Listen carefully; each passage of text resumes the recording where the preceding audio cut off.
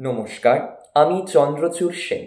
বর্তমান যুব সমাজের একজন প্রতিনিধি হিসেবে গভীর হতাশা ও আক্ষেপের সাথে জানাতে হচ্ছে যে তামাক সেবন বা তামাকজাত দ্রব্যের প্রতি আসক্তি বর্তমান যুব সমাজের কাছে একটা বড় চিন্তার কারণ হয়ে দাঁড়িয়েছে।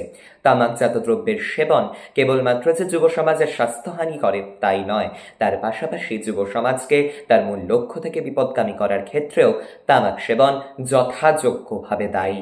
আমাদের পশ্চিমবঙ্গের সুখ্যাত বেসরকারি সংস্থা মানভূম আনন্দ আশ্রম নিত্যানন্দ ট্রাস্টের পক্ষ থেকে তামাক শিল্পের হস্তক্ষেপ থেকে শিশু সমাজকে রক্ষা করার জন্য একটি সাধুবাদযোগ্য কর্মসূচি গ্রহণ করা হয়েছে। প্রত্যেক সচেতন নাগরিক বৃন্দের কাছে যাতে এই কর্মসূচির প্রধান তাৎপর্য বোধগম্য হয়, তাই কিন্তু আমরা প্রত্যেকেই আশা রাখি।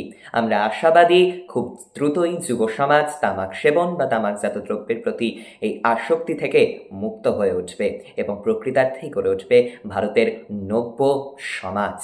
তাই মানভূম আনন্দ আশ্রম নিত্যানন্দ ট্রাস্টের পক্ষ থেকে গৃহীত এই কর্মসূচিকে আমি এবং আমার পরিবার শতকুর্নিশ জানাই।